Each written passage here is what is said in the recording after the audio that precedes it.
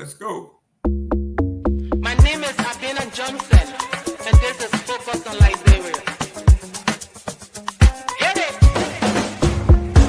From Cape Mount to Cape Palmer, mountain back to Atlantic Ocean, Obomi Hills to Pocondre, to educate, elevate, and promote.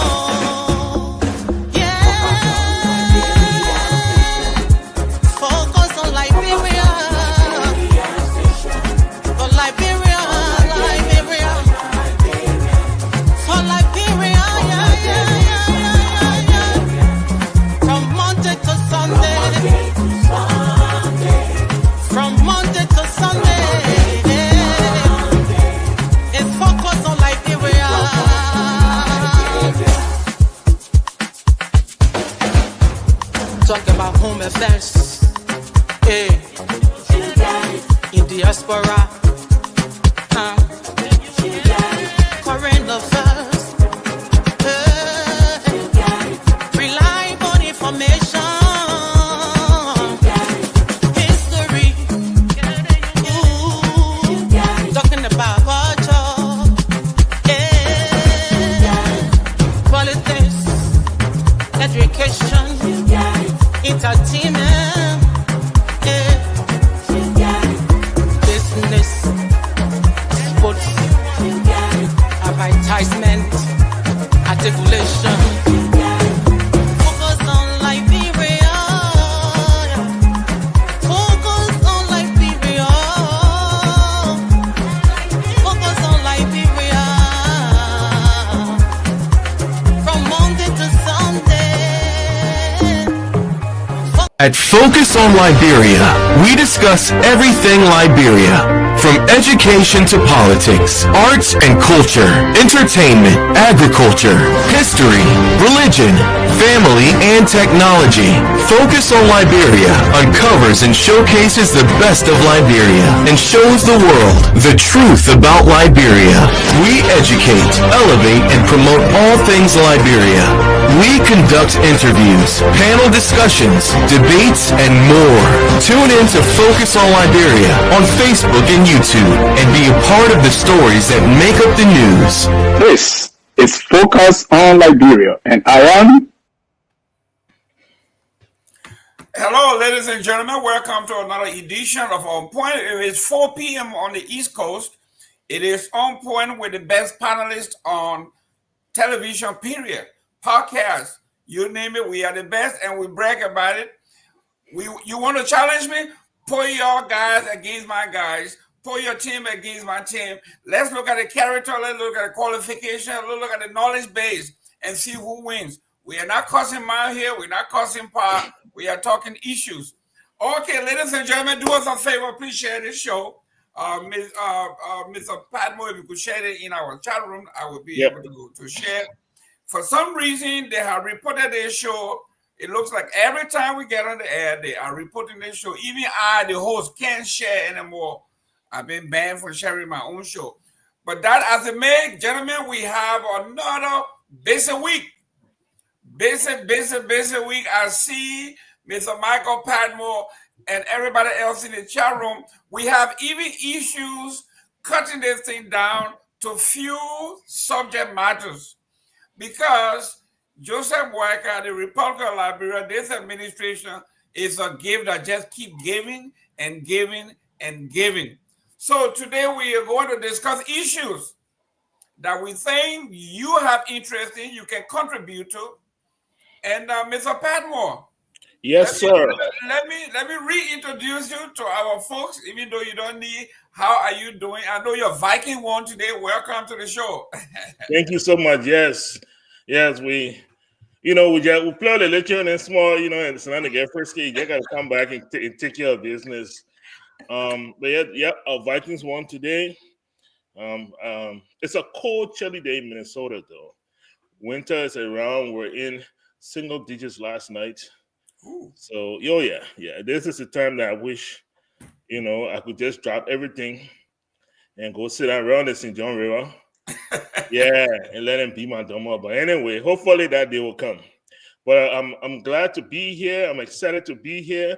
A lot of hot topics. Heard about the latest controversy today. The handshake, Yes, the handshake. The handshake that was heard. or like a handshake. Yes. You know, when small. You know, when American share, I hear no one do that. Hey, this time you can do it. The non-handshake that was heard around the world. Talk about that, you know. But in my introduction, I want to, I just want to, you know, to give a, you know, a quick goodbye cheers to somebody that I consider a big brother, Adrian Mario Huff, who passed away early this morning in Monrovia at the JFK. That's a whole different story, but you know, tomorrow is not promised. So while we have today, you know, let us work tirelessly, you know, to make our country a better place, to be better human beings, and hopefully leave a legacy for those that are coming after us. Well, to the Huff family, we want to say our sympathy. When I was a kid, I grew up idolizing a gentleman by the name of, I think he just passed, another Huff John, yeah. That just passed. Mm-hmm. Julius Huff, his name was Julius Huff. We grew up in Manor River. It was during those days, Edwin Snow, we all grew up in that area. And he was one of those top dressed guys, very smart. He worked there and we all idolized him. So yes, to lose two family members in a month or during the season is a tough thing to do. Yeah. Our condolences to the family. Mr. Taiwo, welcome. How is Houston, sir? Yeah, I'm doing good. And Houston is good. I'm glad to be here today. I'm glad to see a full team. I'm glad to see J. Victor Nangbe, the progressive. And I'm glad that Dr. Booty is here today because we really missed him last week. I like when everyone is in here so that we can actually talk and kind of weigh in on each other so that we can find at least the best way forward for our country. Thank you very much, Dr. Booty. Welcome. I know you are not sitting pretty because your Manchester City today got demolished. It's all right. They're all wait for next year. Go ahead, sir. The thing is, Mr. Gaming, if you want to talk football, then you need to know the things, right? Because I support Arsenal. I don't support Manchester City. I was hoping for a draw today so that at least Liverpool can be clawed back a little bit because they're trying to run away with the league. I know you guys won today. A friend of mine called me from Minnesota last night bragging that they were going to win. I was hoping that Chelsea would lose, but then today he texted me a few times. I haven't replied. But look, I'm happy to be here. Sorry I wasn't here last week. But again, you know, the topics that we have on today, I'm very excited about. So I'll hand it back to you. Great. Ladies and gentlemen, we got one more guy here to introduce. Please do us a favor, share the show in your chat room, in your organizational rooms, in your personal contacts. Victor Nangbe, welcome. It looks like it's getting cold up north. What's going on? Yeah, it's pretty cool out here. For us Easterners, you know, 39, 35 degrees, you know, yesterday was around 27. So it's taking up a little bit. I'm glad to be here in one piece. I'm glad to be here with Mr. Tao, my best friend, you know, my new bestie. And I'm glad to be with Mr. Padmo and Dr. Booty. You know, I came on when you were talking about Adrian, Mr. Huff, and I really have to say, look, I went to bed all giddy, you know, getting ready for my Eagles to take on the Ravens, you know, all excited. And then I wake up this morning and, you know, Scorpion Nation, the whole Cardinal family. And it is a shock because Adrian, yes, we're on Cardinal together. We're wearing that clothes. We were close, but not that close, you know, friends from a distance. But then we got really close during the war. We traveled together from Dusai to Kakata all the way to Danane, up to Abidjan and in the States here. He was on the East Coast, you know, in the DC, Virginia area where he lived before he relocated back home. Every time I went back home, he always, you know, had something for me. He cooked himself. not buy the food. We'll go to the house and eat. You'll fill my tank up, and it's just really sad, for a guy so young, to have left so quickly, So my deepest sympathies to his family, to his wife, his daughter, Adriana, and Scorpion Nation, his friends. It's just really sad. May he rest in peace. Let me welcome Mr. Jimmy Eastman. Mr. Eastman, we are paying tribute to Mr. Huff. Like I say, I didn't know this particular Huff, but I knew the late Julius Huff, which might have been an older either brother or cousin of his. And for the family to lose two family members within a short period of time, this is a leap year, and these things helps substantiate these myths. And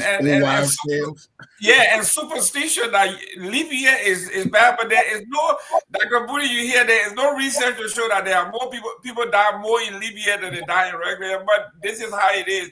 When you get hit twice in one season, you want to believe that it's a leap year. Let me just tell you what's going on.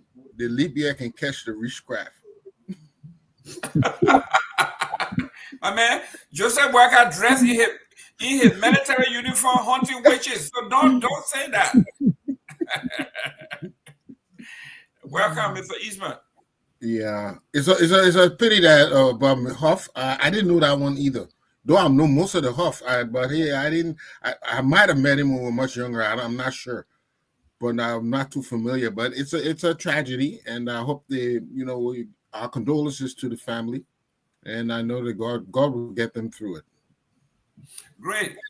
Least we forget, we lost a dynamic senator out of Nimba County, Senator Prince Johnson. We might as well extend our grievances and our sympathy, not just grievances. I know we do that in another time, but our sympathy to the people of Nimba County, to the family, like our Bassa people always say, never speak evil of the dead.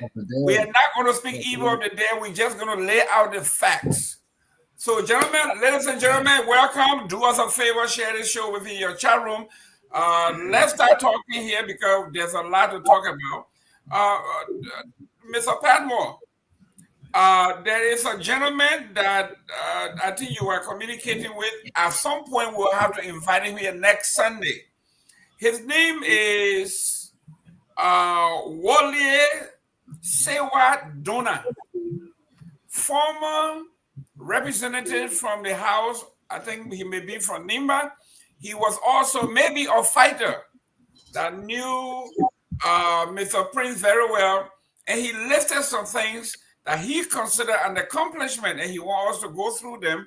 We're going to go through them, and those who are familiar with Prince Johnson will also attest to some of these things or debunk them. But next Sunday, hopefully we can call him here to come and debate us on this, because somebody responded to him that some of the stories he said were true, but there were some that are not true. So the statement is considered half truth.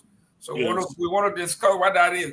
So ladies and gentlemen, let's go with what's hot. What's on the on our topic here. Jimmy Eastman, you are the diplomat here now. We are going to talk about issues in the House. The House thing is not going away. It's like a bad dream. You try to get up, you can't get up until somebody wakes you up or until daybreak, but it's a bad dream. We are stuck here. And I want to say something very, very, very, very critical. I listened to the different experts, and something that caught my eye and my ear is Councillor Gonglo. In his post, in his legal brief, he said no illegal process can develop a legal outcome. So if the beginning is illegal, no matter how you spin it, it cannot end legally. So what he is saying is the whole thing here is illegal from the beginning. You can spin it all you want. At the end, it cannot be legal. Mr. Eastman. Yeah, But can I mention something about Prince Johnson briefly to Go give him ahead. his props?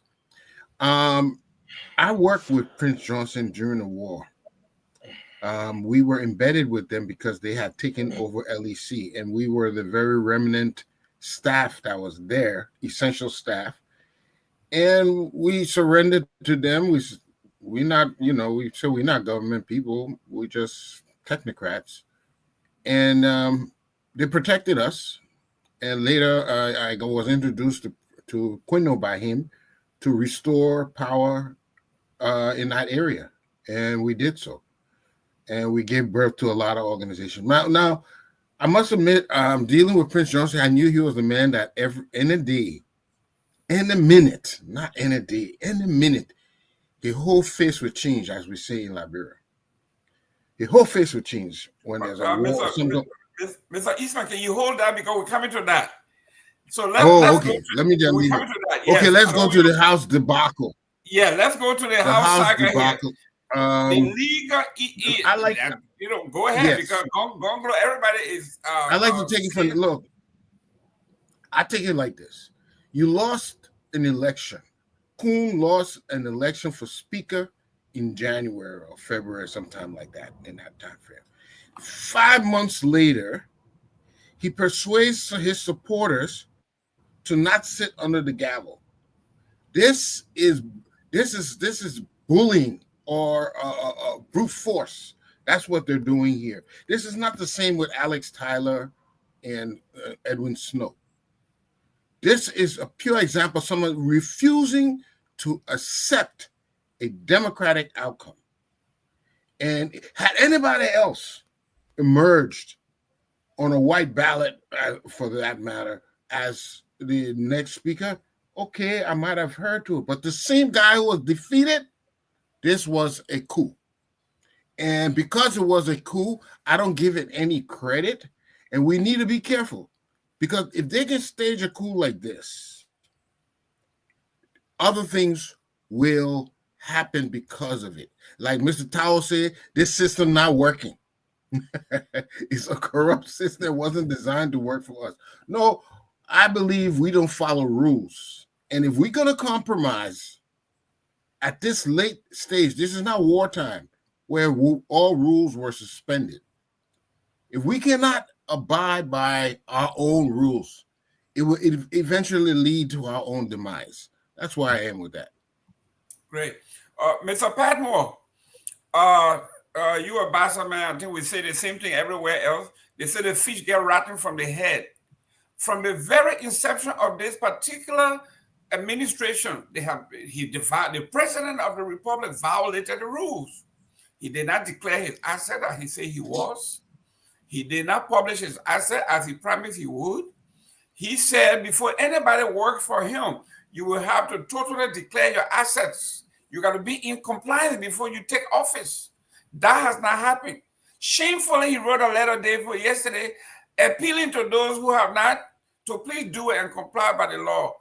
With this being said, the Supreme Court ruled against the president and he disobeyed the Supreme Court of the land. So what make you think, guys in the House, you listen to the Supreme Court? Mr. Patmore, your turn. Yeah, thank you so much. Thank you so much. I like what Jimmy said. All the while this has been going on, there has been thought, suspicion that somehow the president and Unity Party was involved in this.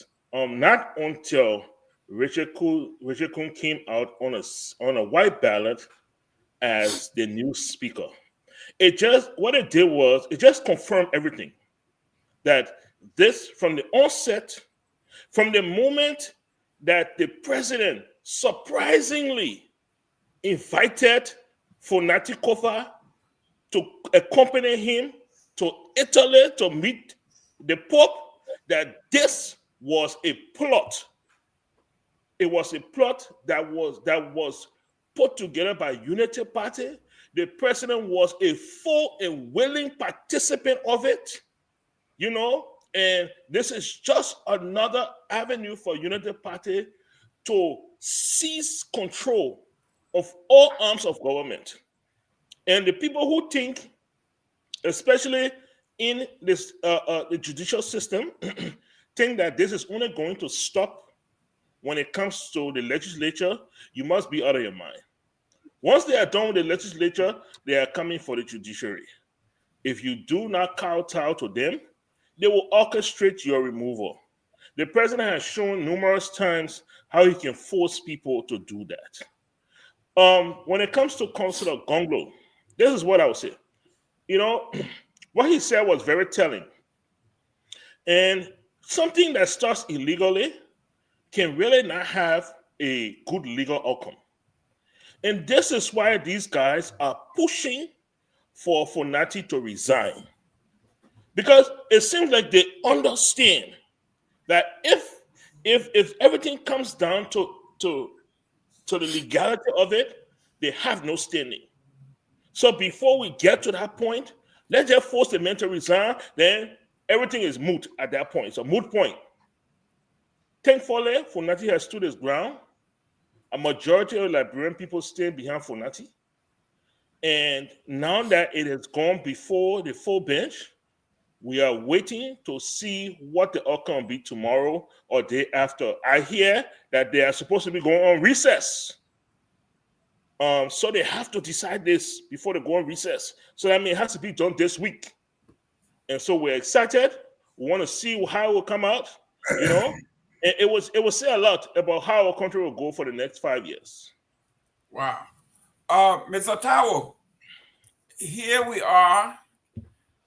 Anything that starts illegally cannot have a legal outcome, a legal ending. You can't rob the man and then you come back later and get him back his stuff and say, my man, I'm your hero. No, you didn't give me back anything. You stole from me. I am taking back what I deserve. So you're not giving me back anything, Mr. Tao. Yes. In the first place, I like Mr. Padmo, man, when he said he liked what Jimmy said. He don't like what I said, but he liked what Jimmy said when Jimmy quoted me. Oh, yeah, my man. You tell you. You can't start fighting. That man can't start fighting. That man, he got some crew in here. He started fighting. But look at what happened here. Mr. Gibman, you made a very good point. That when something starts illegally, the end or the outcome most likely cannot be legal, right? Liberia started illegally. This is the problem that we are having. It started illegally, and we never really tried to correct that. The people who came in to correct that, 1980, did not correct it. They continue. This is where we find ourselves. This is a system that I keep talking about. The constitutions, instead of we're talking about, don't represent us. They were written at Harvard. Somebody wanted to say, oh, 1986 Constitution was different. No, it was never different. I will give you a story. I was growing up and was still in high school. I was part of an organization. And the people who were the presidents in all of the top areas, they were out of high school and they were college graduates. This was a youth program. So they drafted a constitution that actually favored them to keep us out. And the clause that they used in that constitution was, you can only hold this position or that position only if you're a high school graduate. So I gathered a whole bunch of the youth. Since we were in larger number, we started to agitate for us to revise the constitution. So they tried to expel me. It didn't work. I agitated so much that I had so many people on my side that were going to disrupt the entire organization. So they said, okay, you be the head of the Constitutional Revision Committee. So I was the head. And in our constitution, you know what we did? We went in there and just changed. Must be high school graduate, must be high school graduate, must be everywhere. And it was the same constitution. That is what the 1986 Constitution actually is. It's still the same 1847 Constitution. But so I just wanted to make that point because the foundation of the country was wrong. We need to revisit that. Trying to avoid that discussion, to really go back and do the work. We're always going to have this problem 100 years later. But look, for me, the House, they're trying to remove their leader. That is really not where the problem is. if you look at, I've looked at some of the rules and I've listened to different platforms and I have gone and I've read myself. They can choose that the leader, the speaker is just as equal to them. It's just like on any job, you say, oh, I'm the foreman. We select you for you to speak for us. That's why it is. Where the problem is that they don't have the 49 or whatever percent, and them going to go and elect another speaker for me. That is where the problem is.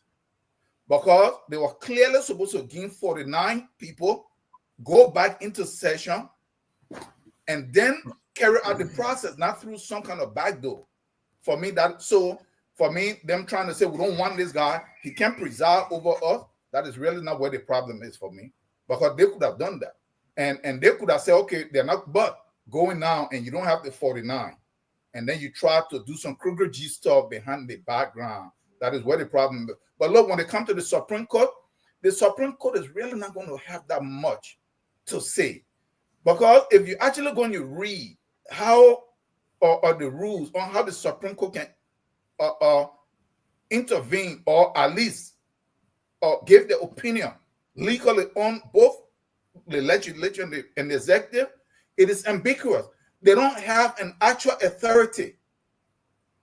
When it comes to that, they always send it back to them. I mean, we've seen this play out. When the president was told, don't remove these people that are part of your executive based on this. What did the Supreme, because we are here trying to wait on the Supreme Court, I don't think it's going to lead to anything so special. It don't mean that the Supreme Court might not be right in what they're saying, but they don't listen to each other. That is how this government was set up. They set it up to where they say 3 equal branches, check. So, hey, if one person agree, oh no, we do our own thing here. Even the judiciary does the same thing. That the Supreme Court is part of. These are some of the problems that we are having. So these are some of the stuff I'm saying. Let's look at this, because when it comes to this, so the only thing that work in these 3 branches of government is them coming together to rob the people, make salary for each other. You know that the judiciary, like Mr. Padmo just said, when they're done with this guy, they're coming for you. You know that when their budget is controlled by the House and the executive, because the judiciary really have no power in how their budget are passed. So they will all just cut something. The Supreme Court can issue something, but they can't compel them. Okay. At the end of the day, Kofa is going to be out. This stuff is going to drag for a long time. He's going to be out. If we could consider it illegal, but Kofa himself, how did he come to power? For me, I don't care about Kofa. So let me rest. We are not litigating how he came to power. We're talking about the remote, because we know he came to power legally. Yeah, no, we're talking about bribe. So bribe. Bribe is not proof. Bribe is not on the table here. Do you have proof? Do you have proof that they're giving bribe right now? No, bribe is not. I know it's talking about bribe right now. We're not talking about bribe. We're talking about the illegal. Okay, thank you for Mr. Booty, Dr. Booty. Cut me off. I didn't. Oh, okay, go ahead, Len. Go ahead, Len, Chief. Don't bring that British stuff.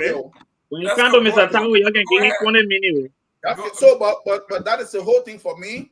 The way they set up, none of them actually can tell each other what to do, and it all will create an impasse when it comes to the interests of the people. So let us be able to look at some of this stuff. We that are here that consider we have interest of the country, let us not be stubborn. Guys, the same thing that we're trying to push for it to stay in place, it is the same old thing that we have been doing. It is not yielding a result. There is too much places in there that support this kind of stuff. So we should start pushing for us to look at something to make sure that things can work. Thank you. Thank you so much. Dr. Booty, our constitutional processes are so clear. I don't know where these people, my brother Tao and everybody else, where they get confused. There are 2 processes within the constitutional processes. One is political and one is judicial. The Constitution has very little time with the politics, but the judicial part of it, which is the process, the rule of law. If you are going to accuse somebody, if you're going to persecute somebody, that person has the right to due process. I have to face my accuser and have the right to face whatever it is, and I have to be tried, given the chance to answer to the charges. That is not political. That's the legal aspect of this, and that's a constitutional right guaranteed. And when that is violated, the Supreme Court has the right to tell you, we don't care whether you like this guy or you dislike him, but to remove and to impeach and remove somebody from office and elect a person from office. These are the processes that have to happen. If you don't do these things, you have violated his constitutional right. Dr. Booty, your turn. Yeah, I think let me just touch on Mr. Tao quickly, because I know Mr. Eastman touched on him, but I'll do it quickly and then I'll move on to my point. Look, again, you can say that the system is broken 1,000 times, right? But if you don't suggest something to replace it, then it's difficult for us to address the issue. Every system has flaws. Every system is liable to be abused by the individuals, right? I was watching something yesterday. I consider myself a neo-Marxist, and I was watching something on Marxism yesterday, and communism, which is something like Marx proposed, has its flaws, right? You have these leaders come in, become strong men, they start to oppress their people instead of communal ownership. You have a few elites that are now concentrating power in their hands and wealth in their hands. So every system can be manipulated to serve the will of individuals, right, in those systems. At the end of the day, the issue here, to be honest, I think I'm a bit fed up about this, because we thought that when we communicate logic to these lawmakers, who are supposed to be logical people, because to make laws, you have to have some logic, that they will sit and see, you know what, there is a clear logic here. We need to go through the right process. It is clear, and I'm glad that Mr. Padmo touched on this, that this is very much seeming to be an orchestrated move that the president and his party have a hand in. Because if the president cares about the rule of law, if he sees the legislature doing things that the legislature shouldn't be doing, there's nothing stopping the president from coming out and say, oh, my boy, they think you're doing that good. They think you're breaking the law. The Liberian people expect you to do their work. You're supposed to go and submit to the process and remove this guy by the rules that you yourself put in place. But he's just sitting quietly. And I know we'll touch on this later, but when they say court ribbing, you're running to go court ribbing. The House of Representatives falling down, anyone run there to go solve that other problem. That's a problem that has an issue for the Liberian people, because the budget is there. They need to approve this budget, right? Liberian people need the money to start moving the country ahead. But no, Liberian won't court. That 80th birthday we won't do. So clearly, like I've always said, if the president of the country will be a lawless president, as he's proven already, the Supreme Court will say on Tuesday or whenever they speak, this thing is unlawful. They're not rocket science. We all know it already. Will it be implemented? Will it be enforced? Because those same 40, whatever people will sit and say, yeah, but we still ain't going there. Judiciary can't tell us what to do. At the end of the day, the president needs to come out and say something, because he carries a lot of weight. Yes, people might say, oh, it's a separation of power. It's not a separation of power issue, because the legislature can call on the president and can caution the president and can blast at the president and say the president is doing something when he's not doing something. So why can the president not then return the favor and say, look, guys, you are here to do the people's work. Can you go back to work and do what needs to be done? But unfortunately, I don't think he will do it. I'm commending. I'm not a fan of Mr. Kofa. I don't know him personally. But I'm commending him for fighting the fight. He will go, like Mr. Tao said. I believe he will go. I don't know how it happens, as long as it happens legally. Thank you. Mr. Namwe, we're talking about it. Gallup poll did a survey, and I read it, that Liberia is even more dangerous than Somalia. It was just published on Thursday. And then the MCC scorecard says that Liberia failed the rule of law. And that is not even taking into consideration what's going on, because that predated this saga that's going on. And here we are. We understand in our basic civic lessons that the reason that we have three equal branches is, what is it? Check and balance. That's why over here in Liberia, One supposed to be checking on each other. The house is in chaos. We are hearing money being spent all over the place. You wonder who is checking whom? How are these people getting all this money when there's nobody? So, I mean, does it tell you that this man loved to rule in chaos? Unity Party in particular, they love chaos. There's no accountability. You can go to the bank now, central bank, to his nephew and say, listen, give me a bag of money. We have to do this. I mean, there is no check and balance. So this is not about just about Funati Kofa. Why they are fighting, other people are looting, Mr. Namwe, the legality. Yeah, I mean, your last statement there, I think encapsulates the purpose for all of this brouhaha at the legislature. You know, the legislature, as we know, controls the purse strings. They tell the president, the executive, you know, how to spend the money. And you can understand why the executive will want to have control over the legislature, as they have, you know, never stopped trying to do since the days when Kun contested against Kofa. And first of all, I like to remind Mr. Tawo that we will not apologize for our agitation pre-1980. We will not apologize. Should we apologize for the way it happened? Absolutely. No life should have been taken the way, you know, they were taken. But our people, my people, were subjugated for over 100 years by just 4% of the population. You know, he comes here and talks and just talks and talks and talks. You know, how does he understand what we felt post 1980? When just 4% of the people control everything, I mean, in totality. You know, he comes here and talks. It is very upsetting. I mean, you really have to go back and read your history if you haven't. I think you should do so. You don't come here and try to debase, you know, and diminish what we did. Right in 1980, we did not have even the ability to sit here today and discuss the flaws of government. You couldn't do that.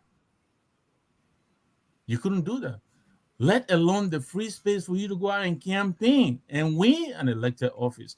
So, you know, I like us to debate these issues, but if you're going to do so, I want you to give the issue the seriousness that it deserves. You don't come and you know and just throw things around like that. It's very upsetting, you know.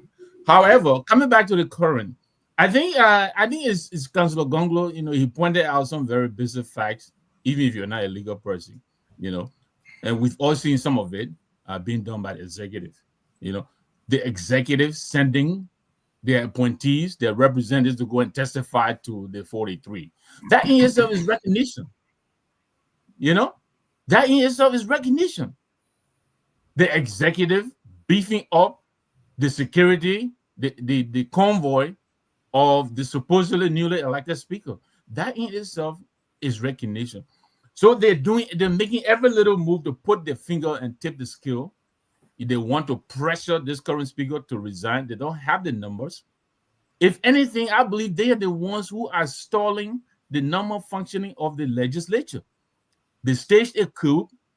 They don't have the number to do the removal as prescribed by law. And they're refusing to acknowledge that and come back to base. And I think our people should rise up. I keep saying that. Our people should rise up and let them know that what they're doing is wrong. Nobody really is stopping them from removing the speaker. They have the right to do that if they have cause. But there is a process. There is a process. And I think if we let them get away with this, we're helping them to normalize illegality. And this is what this is about. It's not about Kofa. It is about the rule of law. The rule of law. Because once they do this, they'll do it again tomorrow, and they'll do it the following day. And we will not let it stand. So we're hoping the Supreme Court will come out with a ruling. The speculation is already that they will ignore the Supreme Court. Well, let them try. Let the Supreme Court rule them illegal, and let them try to ignore that ruling. And let's see what happens. Until that happens, we'll encourage our people to continue to speak out. They need to knock it off and go back to the chamber and remove the speaker the way the law prescribes. Thank you. Mr. Taiwo, they call your name, so I give you 30 seconds Yeah. to respond. Go Yeah, ahead. very good. This is how a moderator is. Because look, I am. And look at what happened here now. I am a little bit surprised because I don't know what my brother Namwe heard that is upsetting. What did I say about? Did I say anything about? So you said they came in 1980. They came to say they tried to fix the country, but they didn't. Yeah, but that is the truth that I pointed out. But my point that I made here is that the problem we are having, the foundation of the country from the very beginning was bad. So because of that, there were agitation. The people that came in claiming they want to fix it, they themselves, they didn't fix it. It continued the same way. Is that not true, gentlemen? Is that not true? No, to say that yeah, isn't that why we are sitting here? Because the foundation that they came to fix was not fixed. So I know you're carrying on, but let me remind you, the people who made the 1980 coup, they hijacked the progressive struggle. They did not understand whether they hijack it or not. That is not the point. The point is so after the day that they didn't okay, guys. We don't want to dialogue here. We don't want to dialogue. I'll give you a few seconds to rebuttal. And he did. Now listen to this, guys. We'll come back to the Supreme Court thing, but let's go to number 2 on here, so we can actually digest some of the things. Because when you look at all what we are discussing, it looks like at some point they will all converge. Okay, so this is where we are at this point. Now let's look at number 2 on here. And I will let Mr. Padmo, you take number 2. You take the lead on number 2. Let's go with it and see how we can resolve this, discuss this. A monotone, guys, please. Be cool, be quiet, be respectful, hold your peace, be analytical. Mr. Padmo, let's go. What is number 2 on here? Oh, number 2 is Prince. Some people say Yomi. I know it to be Yeru. Prince Yeru Johnson is dead. Yomi is Yomi. How you know it, Yomi? I know Yeru. I told you I used to talk to this guy every other day. So what? So that means you know him middle name? I used to talk to him. It doesn't mean anything. It means that it makes sure him need to need. Yeah, this man telling you Johnson. Mr. Padmo, D-U-O.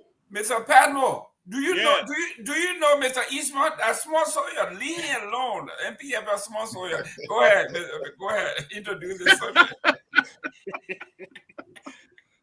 So hopefully we can discuss his legacy, which has sparked off a lot of debate, and so hopefully we can discuss that. The legacy, it just started right now, just even with his middle name.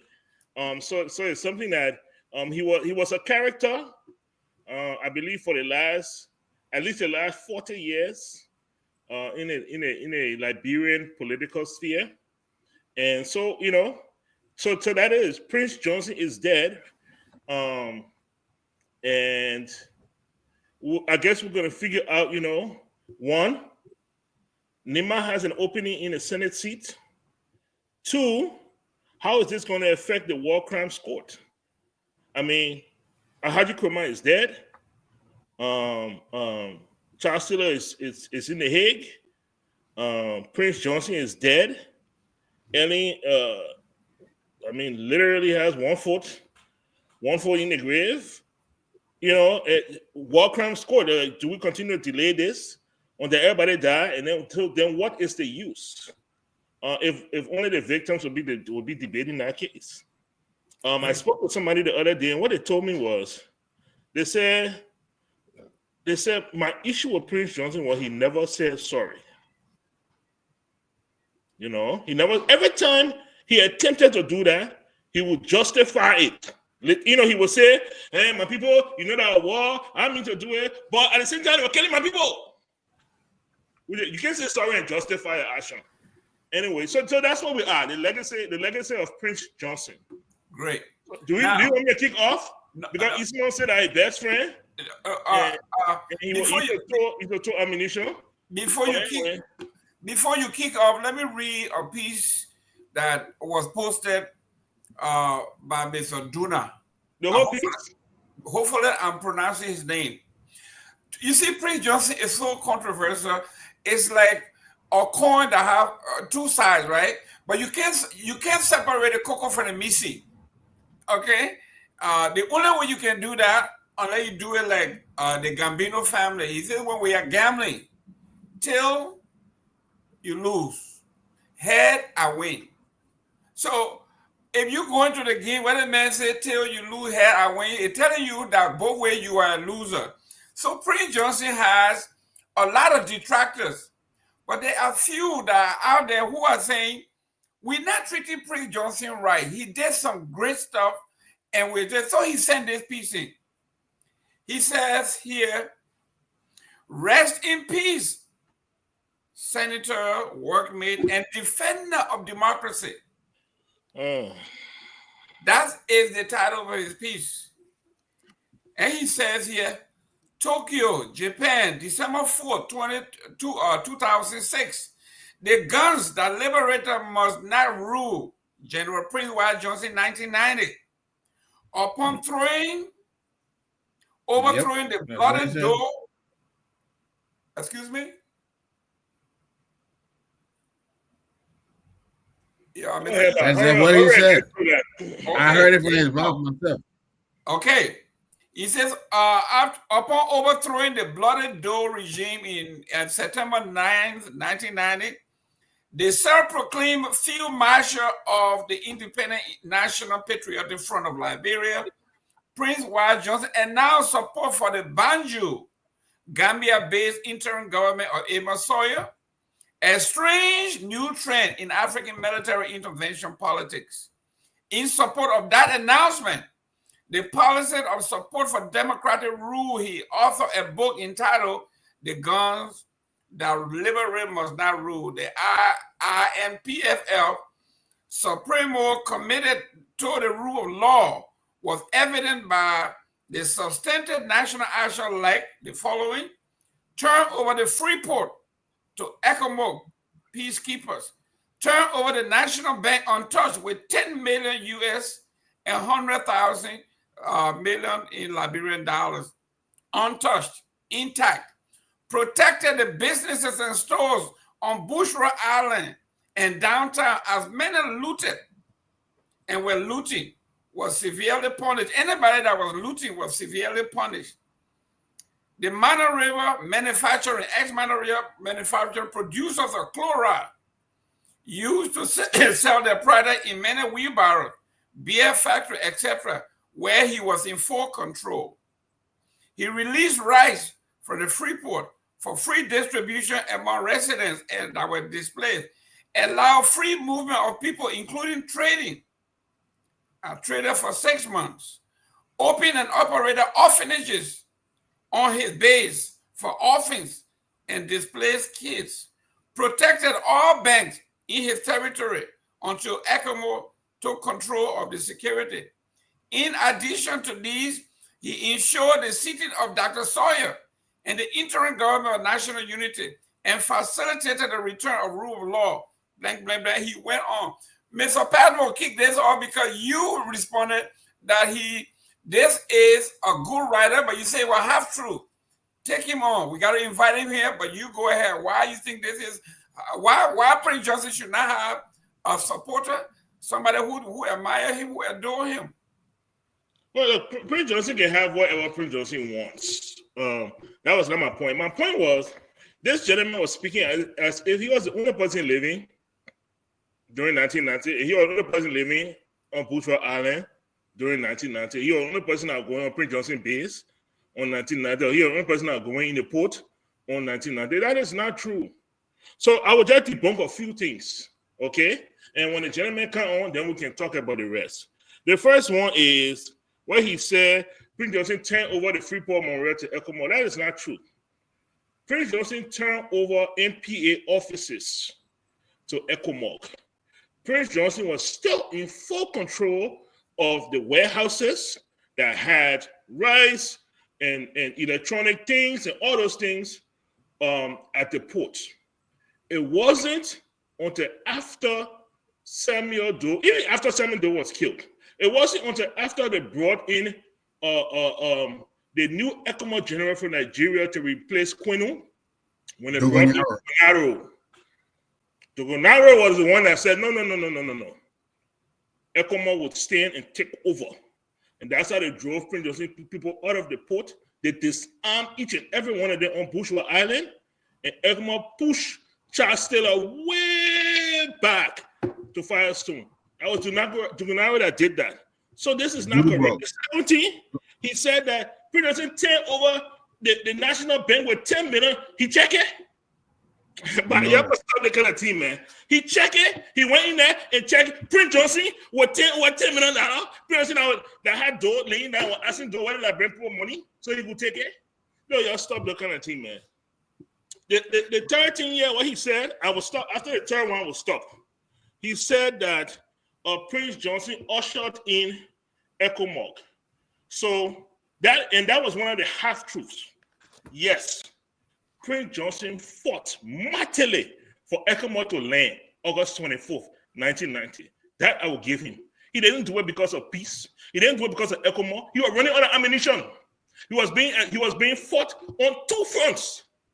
Charles Taylor coming from White Plains and St. Paul Bridge, and you had the Doe forces coming from Monrovia trying to crush him. You were running out of ammunition. You were running out of men. And Prince Johnson understood the only thing that could help him survive was if ECOMOG landed and took over the fighting. And that's why he did it. And everybody knew that. So these are the half-truths I'm talking about. We can speak about it. Prince Johnson opened an orphanage. And that orphanage ran until October 15, 1992. When Octopus happened. And they overran his base. Then before he took those children, he brought it to ECOMOG base. He left on a Nigerian boat. Those are the truths. Why we gotta dress it up that this was some Robin Hood? No, he was an extremely evil man. He was an extremely selfish man that did most things he did it for himself. But when the gentleman come next week, we'll talk about it. But if you want to ask me my personal approach, I'm glad Prince Johnson is dead. He will get to meet his maker because it really didn't seem like justice was going to be done while he was alive. That is my take. Thank you. Can I go next, Mr. Gaiman? Yes. Go ahead, Dr. Booty. Go ahead. Okay. Yeah, I think Mr. Partner has to be careful, right? Because I think when you're debunking or trying to debunk what people are saying, you need to be careful before you fall into a trap of coming from a point of view of pure detest of the individual, because that's what I hear coming out of Mr. Partner. Because what the guy said, I didn't read the thing. I'm just listening to what Mr. Partner just said. He said, Prince Johnson handed the port over to ECOMOG. Well, you just said that he gave them one warehouse. Is that not part of the port? Right? You said, the man said Prince Johnson left 10 million in the bank account. You said Prince Johnson counted. Did you go there to count it? All right. So how do you know 10 million wasn't left there? Right? Did you, Mr. Partner, go there to count the 10 million?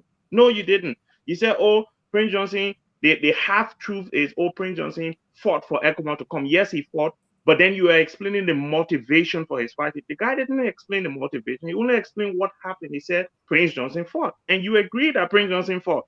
Why he fought, that's a completely different story and a different matter. Look, Prince Johnson, I wrote on Thursday on my social media, and on Friday I was invited to a talk show here in the UK to go and talk about Prince Johnson's legacy on Liberia. And you can love him or you can hate him, right? I don't love Prince Johnson.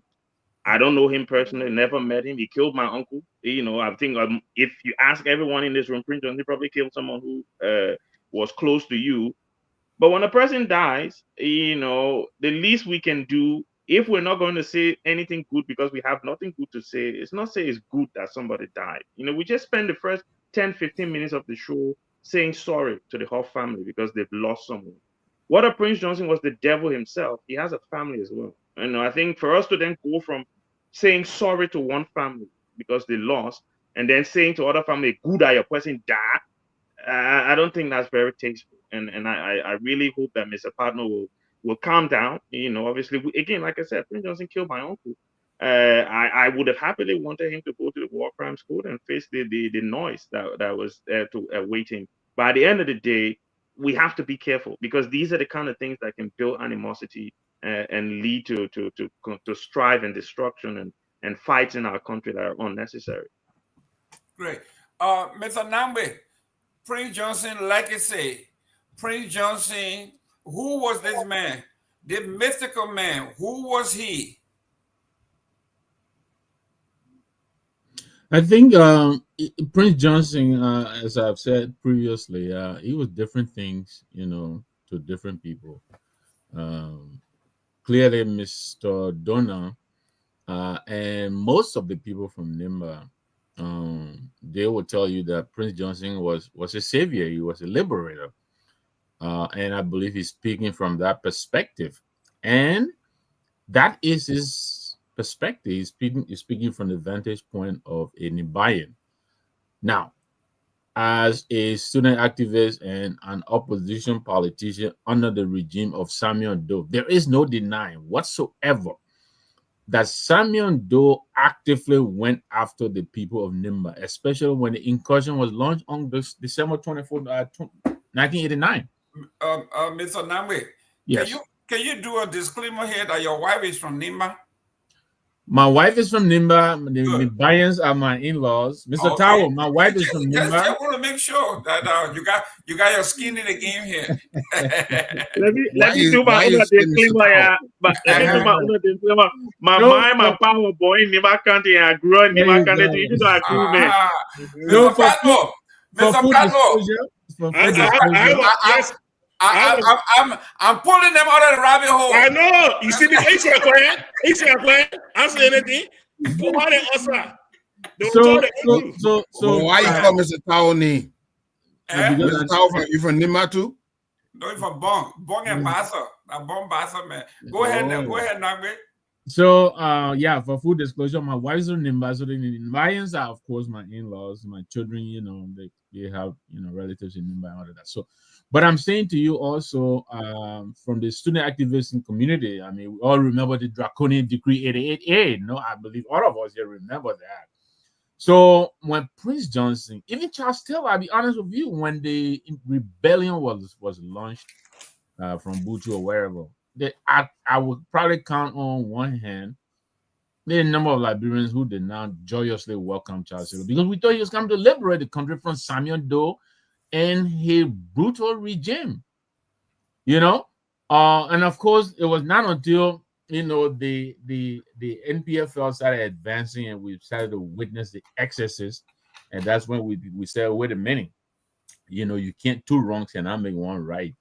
So Prince Johnson to the oppressed people who were oppressed by Charles Taylor, by Samuel Doe, mostly Nibayans, and some of us, he was a liberator. But again, he also allowed and allegedly committed some excesses against Liberians too. And there are people who are generally who feel aggrieved by his advance on the places that he took. And so we have to be careful as we discuss these issues. We have to make sure to balance them out. Prince Johnson also was a master tactician as a politician. The man sustained himself for over 20 years in the Liberian political space, and I dare say, in a very dominant fashion. I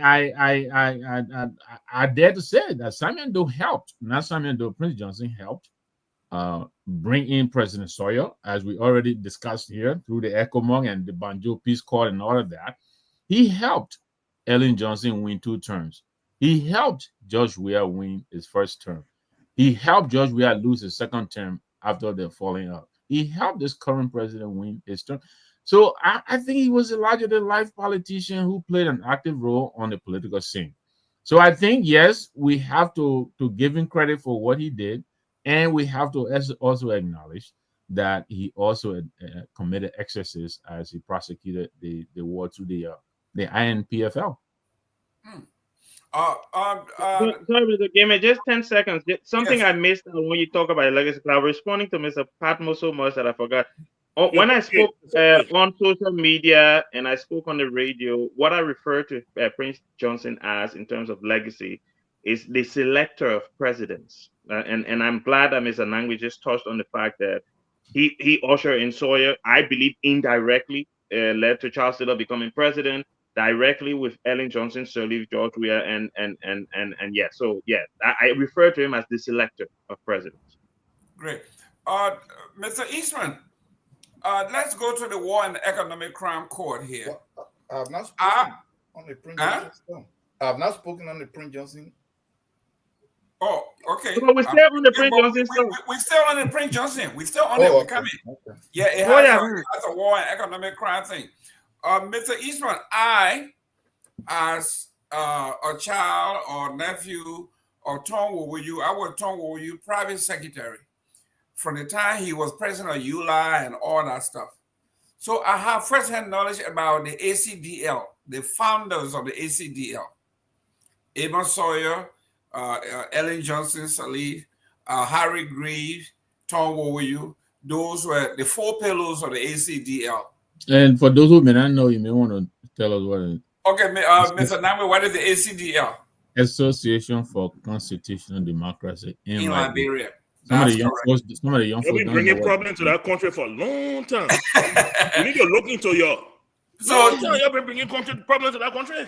So here we are. The Tom Wowoyu is dead. Harry Greaves is dead. Everybody that were on that committee, Amos Sawyer is dead. So now we're talking about War and Economic Crime Court here. I think the question was posted the right way. What impact will this have on the War and Economic Crime Court?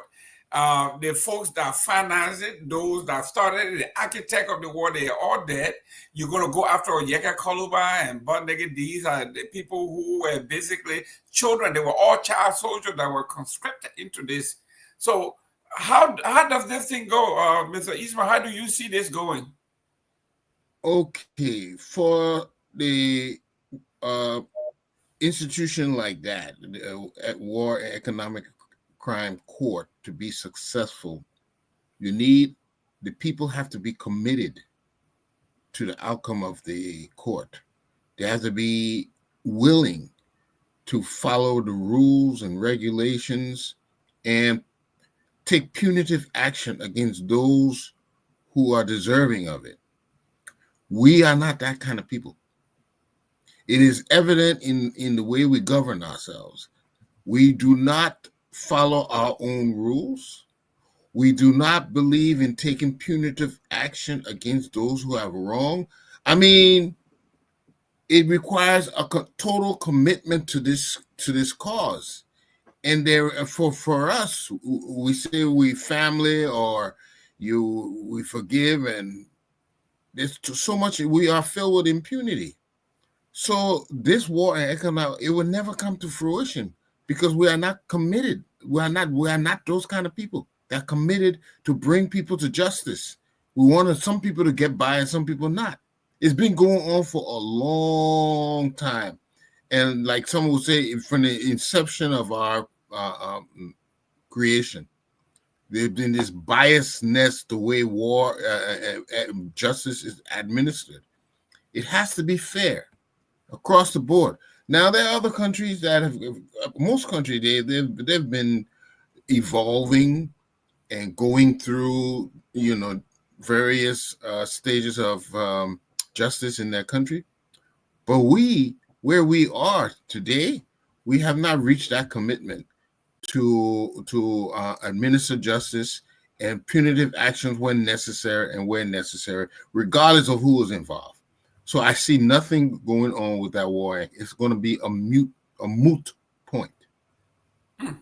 Mr. Tao, there's another school of thought. People are saying, oh, now that all the major players are dead, we can now come out with a kangaroo court and say, the Liberian people say, we lie on them and say, it was Amos Sawyer that did it, it was Tom Wowoyu that did it, it was Prince Johnson that did it, it was Harry Greaves that did it. So we're going to convict them in absentia. They are dead now. Posthumously, we say, oh man, they were found guilty, and that would be it. So some folks are saying now the war and economic crime we're going to take off because those people that they were afraid of no longer there. There's no evidence. If you accuse anybody, you have to produce the evidence. They have to face their accusers. All the accusers are dead. So how do you go ahead with this war and economic crime code? Your take. Okay. So in the first place, I want for me to address something here. Go ahead. In Liberia, this is one of our major problems. Whenever we know somebody, or whenever we're affiliated with people in some way, we don't want them to be held responsible. For Dr. Booty to be questioning Mr. Padmo on a guy that massively murdered people, that is recorded all over the place. And to say we have to be careful. We have to be careful for what? Yeah, we have to be careful. Look, I know Prince Johnson personally because as a kid, Prince Johnson grew up next door. He used to come to my house to eat. He was close friends with my uncles. Prince Johnson staying with his uncle. We all grew up. We all was in the same community. When they took over in 1980, Prince Johnson was over there. In 1985, when he had to flee, it was from that era that he fled. So I know him personally. But the guy, they destroyed the country. Why is there that all of a sudden, this is our problem, that the person is there, so we have to, no. If the person was bad, even if they die, there is no rule that is written somewhere. No, speak the truth. We are sitting here, most people say they're Christian. If you're Christian, you say God is truth. Then in the face of truth, make your godly change. Don't caution of Mr. Padmo to tell him that we have to be careful. For what? But look, so let me come to this. Not to cut you off, but Prince Johnson had a famous song. It's a great change. Yeah, I'm going to come to that. You can change. I should be allowed to respond to Mr. Yeah, Tao. no. Go ahead, Mr. Tao. Yeah, I'm still speaking. So Prince Johnson, then look at the problem that I have with these guys. It is not that Samuel Doe was doing something bad and then they came in. At some point, this is what we keep saying. I'm not blaming Prince Johnson personally for them coming during the war, right? Just like the progressives. If people are suppressed, somehow there will be revolt. So, but it is the way in which this whole thing was prosecuted, the way in which they conducted themselves. That is where the problem is. Prince Johnson, Mr. Padmo, I was in Liberia. Prince Johnson was squeezed. They were about to wipe him out. So to say that, to want to use technicality that he allowed ECOMO to come in, because no, he allowed them to come in because what happened in 1992 when he saw that he was able to get sandwiched, he jumped on the boat. But in 1990 he couldn't do it, so he allowed ECOMO to give him that protection. So yes, you can point that out that they came in, but it was done because he was saving his own butt. That is why it is. Let us point these things out. But Mr. Tao, doesn't that make him a great tactician? As somebody say he was, he's a smart man. He's a look at what happened here. What Prince Johnson did for me, yes, the people from Nimba, people have that view. People from Nimba, they have the right, or people from anywhere in Liberia, to see this person as a hero. Because I know people, I know some of Charles Taylor family members personally, and they died as a hero or their uncle as a hero. I don't see it that way. Some people, so you see, some people might see me as a good person based on how I interact. So everybody have that view. But when it comes to the general interest of our country, we have to be honest enough to point these things out. Nobody is trying to say that you shouldn't hold your own position, but we're looking at the general effect and influence that person position negatively had on the country to what we are in this position today. Okay. So that orphanage home, one of my aunt worked at that orphanage home. Where they're sinking, he played a guitar, he put a pistol and shot a little boy right in the head when he was sinking. And then he stood there, he put a pistol back, he left, he came back, and then he started asking, where is this person? They said, well, you killed him, you killed that child yesterday. That's the kind of man. Wait now, why he shot the man? No, he will not just. It's a child. Yes, you can do that. They were in the orphanage home. So a child, that's an orphanage home, and you were running. They were all sinking. And the boy started saying, Papa Prince, we like him. That boy Prince and shot him. No. That is how conflicted he was. Then I will go to the other one here. There has to be a reason for that man. That's not true. There is no reason. There has to be a reason. Mr. Otawa, hold that thought. Mr. Otawa, hold that thought. We got somebody on the line that want to come in, then you will come back in. Your name, where you calling from? Hello, Mr. Gilman. This is Elvis calling from Minnesota. Who's okay? Elvis, may I say taking Brego? You say taking Brego, but let's go. Go ahead, sir. All right, thank you. Look, I want to say, as a crime man, commenting on this stuff, if I want to show, I would have, share how I really feel. Some people like to obfuscate their feelings because they don't want to offend other people because it might be divisive. So I understand where Mr. Dr. Bodie is coming from. But let me tell you this. As a crime man from that perspective, I don't blame Prince Johnson. Like we know the people from Nimba, we've been, quote unquote enemies for centuries. We fought wars for many, so we know how it goes. Sometimes we get the upper hand, sometimes we don't have the upper hand. So I don't blame Prince Johnson for killing Samuel Doe or any people that were fighting on for the crown people. I don't blame him for that. My only gripe with him is that what did Michael Doe do to him? And how did that help him protect the people of Nimba? How does they lied on Michael Doe? They lied on him. That's what happened with Michael Doe. I can tell you the story. Walker Allison, the death. How does that, protect the people of Nimba? Killing people on the feet in Nuclear Town. How did that protect the people of Nimba? Back in Cuba. So, so when people make these statements about Prince Johnson being a liberator, fine, I accept that as well, right? But when you look at the nuance of his actions and in killing innocent people, excluding crown people, even if the quote unquote crown people who he killed are innocent, doing that war, the crown people are not innocent because Doe did the same thing to the people, so we accept that one.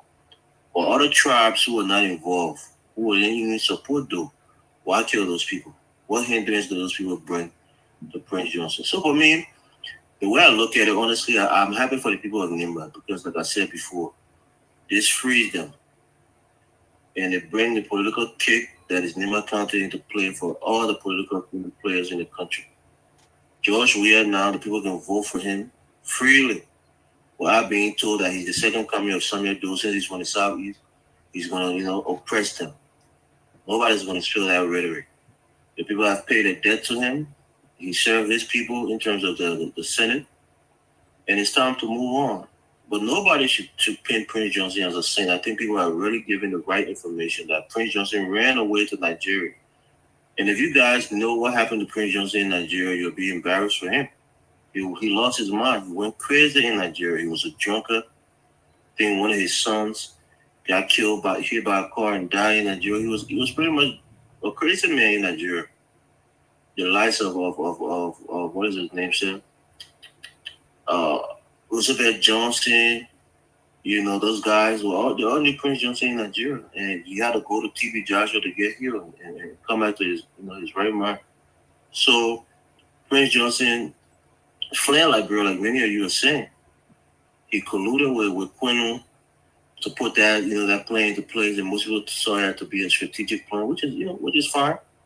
But certainly, when the time came to stand like a man, he fled, and he left most of his boys behind.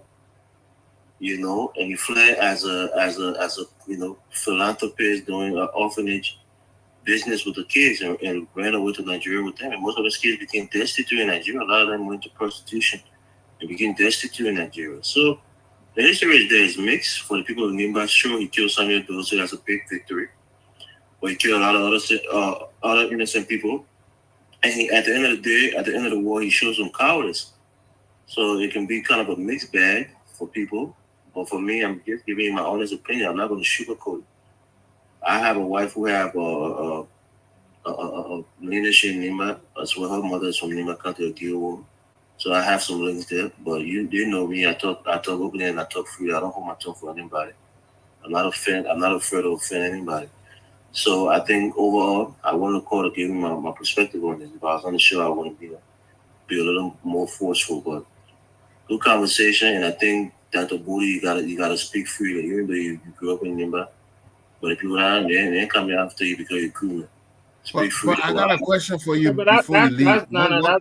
that's a lot of nonsense you're saying now, because at the end of the day, you're basically accusing me of being a coward, right? And I wouldn't stand for that. No, I don't think he said that. No, he said I should speak freely, because what he's suggesting is what I said earlier wasn't me speaking freely. And I challenged Mr. Padmo on the show. That's how can I not be speaking freely when I'm challenging my brother on the show and telling him I disagree with him? So no, you have to be careful now. We are allowed to speak our mind, but don't call me a coward. Mr. Morris, Eastman, go ahead with your question. Yeah, Mr. Morris. No, I wanted Mr. Tower was still on the floor because I wanted. Yeah, I know. He has a quick question before Mr. Morris leave. Mr. Morris, come and leave. He said that there was a series of war. My recollection of the Nima people and the Crown people, they married each other so much that they even called them terrorizing. And there's been evidence of that from just what you just said, that your wife is from there. So what are the wars and things I used to fight? To me, it was Samuel Kayendo that drove the wedge between the Nima people and the Crown people. Not true, Mr.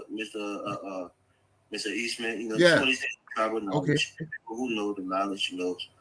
Do you know why there's a district in Nima County called Pabli District? No, I asked you. Okay, they have a lot of Crown people there. Usually during the tribal days, you know, this is tribal lore.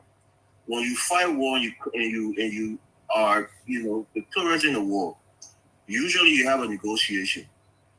Sometimes you take women from that tribe as a sign of your victory and you go back to your place. But when that war happened, our people stay in Nima County and they plant their corn and they harvest their corn. In the traditional sense, that tells you that you're claiming that land. That land now becomes your land. And that's why you see we have a group of Crown people in Nima County today that is a part of that county, and it's never fully accepted. There's always been a fight over that land because to the Nima people, it's an affront to them that the Crown people, you know, took a piece of their land and remain on that land and refused to leave after the war. So it's always a reminder that the Crown people won that war and they stay in Nima County. So there's always been that uneasiness that you always, even right now, a few years ago, people been going into that area trying to fight and kick the Crown people from the land because they feel like it's an affront to them that they're still living there. So there hasn't always been peace. The reason why we intermarry with each other is to foster more peace because we're neighbors, and the fact that we have such, you know, cultural similarities, and we try to bring peace through marriage for centuries. But it's not that it's not that Samuel Doe was the one that brought the divide. Samuel Doe just kind of ripped the bandage from the underlying issues that we have with each other. So it's not Samuel Doe. Don't blame Samuel Doe. They even went to Nima and ate cat. In our tradition, when you eat cat, that means that issue is buried. You shouldn't bring it up again. You shouldn't even talk about it. But what happened? There was propaganda that came against. We know the history. We're not going to open up old wounds. But it's not that we didn't have issues in the past. We definitely had issues. And even today, I can tell you there are underlying issues. If something happening in that country today, those wounds will be right open, and we will probably go back to war with the same viciousness that we went to war with in the past because we haven't settled that score. So that's the reality of it. Nobody should fool you. But thank you for taking my call. I'll let it go. I'll get off the line for now. Way to take a break from the show too. Yeah, take a break. Yeah, Mr. Tavo, 1 minute. Go ahead. So as I was saying, from the death of that kid, you know why he killed Moses Vani? That was his battlefield commander. A friend of mine, the mom is Bassa, and the father is Lebanese. Prince Johnson pretty much kidnapped the girl because he was into mulattoes, made her his wife, had her on the base. Later on, turned around, accused Moses Vani of having a relationship with her.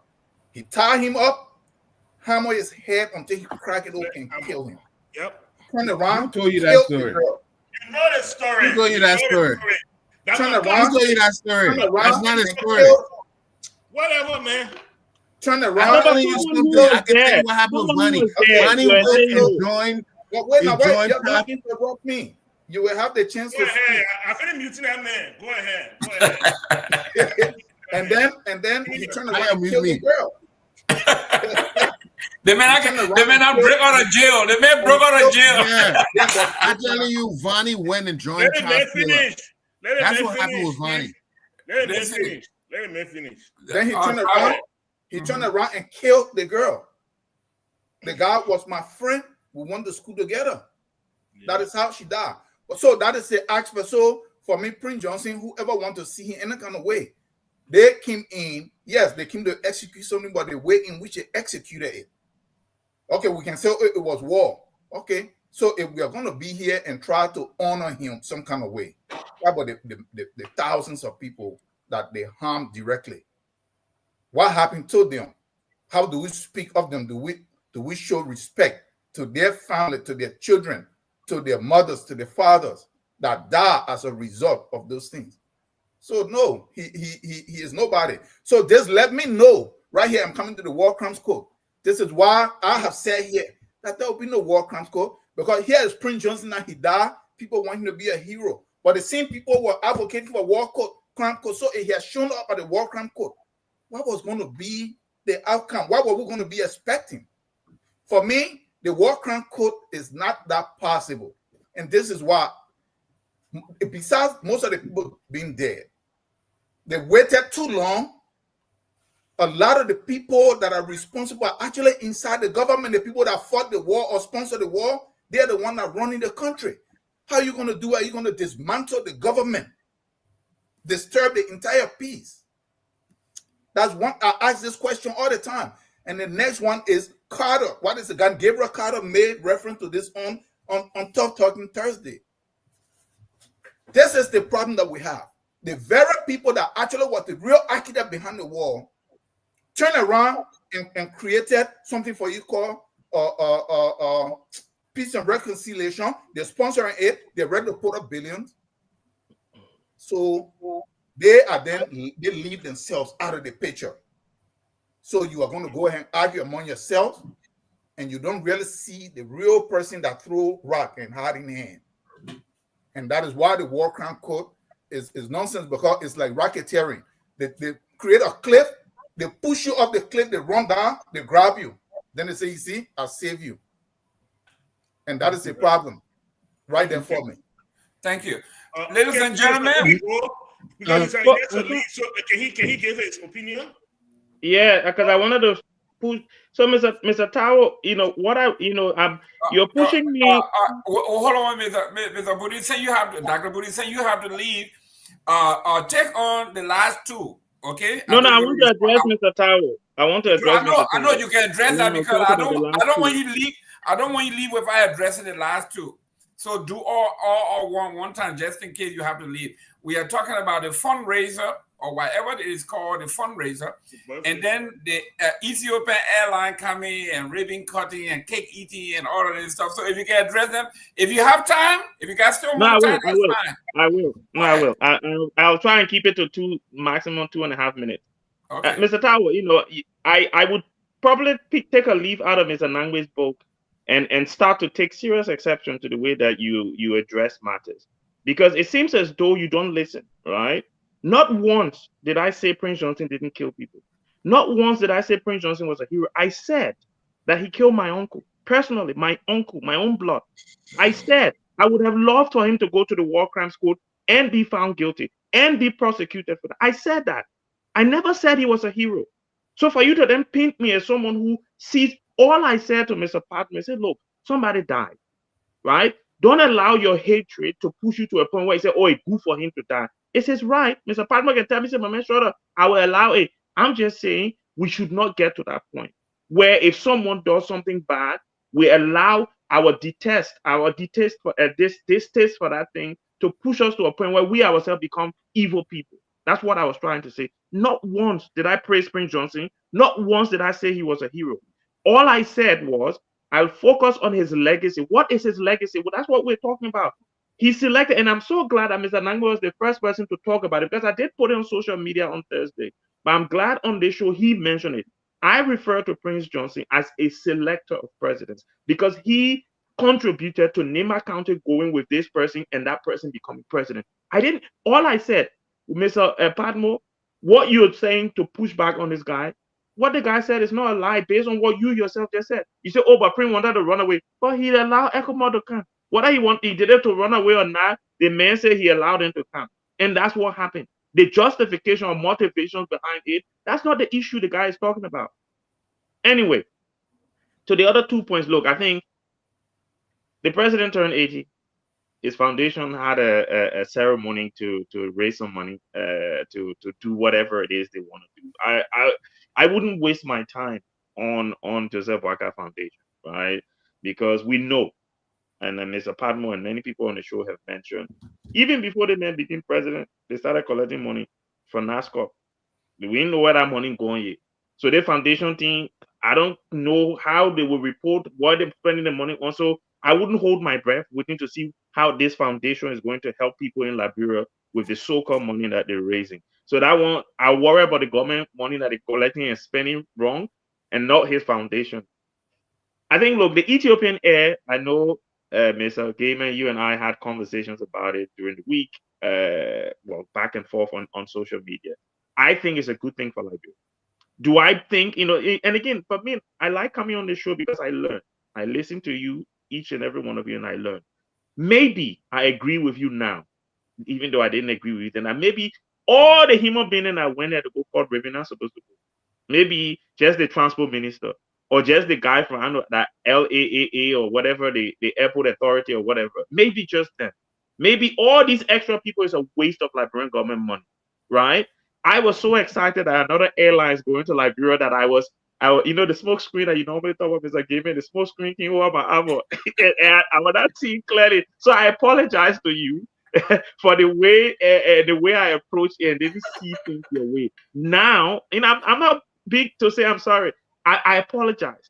It makes sense that one or two people would have been enough, not the whole government. When I was gas, then go drive all the way down there, go call Raven and see the people want to follow you in the air. Especially the president of the Republic of Liberia. Exactly. For me, I was so happy when Mr. Gaiman said it. I said, oh, Mr. Gaiman moved from here. But now, sorry, Mr. Gaiman, I was wrong. They're not supposed to carry auto code behind them. Two people. In fact, the LAA chief said even his deputy was going to be enough. Or RIA managing director enough. Right? They should not have wasted all that money. I apologize, Mr. Gaiman. I believe Ethiopian Air coming to Liberia is good because it opens us up to East Africa in terms of business. It opens us, men like me who like going Liberia plenty. Me, I can buy a cheap ticket now. But at the end of the day, I agree with you that the president should not have been part of it. And it almost looked like nothing much to sing about. So when you know when something happened, you got to sing plenty. Like why the president do that? Let's forgive him too. But anyway, no, it's been great being on the show tonight, guys. I have to leave. Unfortunately, I got another meeting to attend. But enjoy the rest of the show, and we'll see hopefully next Sunday. Thank you. Mr. Padmore. Yes, my name was called, and I would like to reply, please. Yeah, go ahead, sir. Okay, thank you very much. Look, even though Dr. Budi is gone, but I still feel like I'm obligated to speak to that. I think, since the passing of Prince Johnson, I have not posted about it on Facebook. Somebody died. And so I decided I wasn't going to post about his death or how I felt about his life. But what I will not do, what I refuse to do, is to sit down quietly and allow other people, like this gentleman that posted this, to create this false narrative or push half-truth about Prince Johnson, and then I can remain quiet. Like I don't know what really happened. And that's my issue. That's my issue right there. It's like I'm not doing this out of hate. I'm doing this because the people need to know the truth. Our country is full of young people right now. Many of them were either born around 1990 or after 1990. They were not there. When we start letting these things hang out, that Prince Johnson was some heroic figure that saved Nima. Saved Nima where? By June of 1990, Prince Johnson already on Kawa base. Who did he save in Nima? Who did Prince Johnson save in Nima? Prince Johnson and his forces, the war started in December. By May, they were in Banga. He never went back to Nima again. Prince Johnson never went back to Nimba when he left Nimba in 1990 in the early part of the war. He drove himself, he get his people there, they found their way through Banga, through bomb mines, and they ended on Kawa base. He will leave Kawa base and go to Nigeria. And that's why he will remain until after the peace accord, when Charles Taylor was driven out, then he will come back and seek senator. That was the last time. What is the thing called? Oh, he saved the Nima people. He saved. Charles Taylor did more to save the Nima people than Prince Johnson. Well, Prince Johnson, when Lloyd attacked Nima. Well, Prince Johnson, that not the first dollar they were fighting in Tabata. Well, Prince Johnson in Nigeria drunk, pester drunk. Look, I think, like I will say again, and I will leave it for now, because when we bury him yet, so I won't speak on it. But what I will say, people who want to hail Prince Johnson, go right ahead. People who want to speak their truth should be allowed to speak their truth. And we should not allow one group to overshadow the other group. That's why I will start with that. No, but yeah, you got to address. So, can I come in? Yeah, 1 minute. We are combining the two now. We want to talk because we don't have much time. We want to talk about the airline and then I can shoot. Razor. I really want to. Yeah. Okay. So first thing, look, the birthday party, classic United Party. That's it. United Party. They don't care about the people. They don't care about people. And so we found foundation. The president get foundation. You think when the president come to my warehouse or come to my business and say, we come from the president foundation, we need for you to contribute. How am I supposed to say no? How can I say, as a businessman, hoping to do business in Liberia, how can I say no to the President's Foundation? I can't. This is why, just common logic, even in this country, the thing as a supervisor, you know what? You don't go around the office approaching the getting. Because you are in a position of authority. If they tell you yes, you don't know whether they told you yes because they really want you or because they're afraid of what you might do to them. It is the same situation. The president cannot send people around to business people to beg them for money because we will give it to him because we're afraid that if we don't, he will make business hard for us in Liberia. And who is going to account for this money? Who is going to state how much? I bet you today, when we're talking about this next year birthday, I will bring this up. Nobody will ever give account for the money. How much was actually collected? What was done with that money? We'll never hear the end of it. Why? Because it's another avenue for stealing. That's all it is. When it comes to Ethiopian Airlines, look, the more the better. I'm a businessman. I understand that. With competition, we can levy price reduction. We can increase how do you call it? We can increase the level of service. Okay, that's what competition does. Competition is good, but when people for you to tell that puppet, I don't understand is that the puppet don't understand. It's like he can't, you have to learn from your mistakes. The people took you out there for yellow machine. You learn from that one. Then they took you to Nicotech. That one the scholarship people that are Nicotech, right? They took you to Nicotech. You learn from that one. Then you get behind the people again. You go to get to go cut. Then you cutting too. Like at what point do you learn and say, wait, hold on. Y'all making ass. I'm sorry. Y'all making fool out of me. Yeah, y'all making fool out of me. Like when do you learn to stop Wi-Fi? Let the people making fool out of you. They tell you from where to your heart. They tell you where, Ralphie. There's things that they tell. Oh, Papi, call it ribbon. Call it ribbon for what? Is that Air Liberia? Is that the maiden voyage of Air Liberia return? No. Ethiopian Airlines. Come on now. It's disgraceful. We are Liberians. We are the proud people of Africa. The people follow us. Ethiopia follow us. Not anymore. Follow us. Now they're cutting the plane. They're playing Rebbe. Come on now.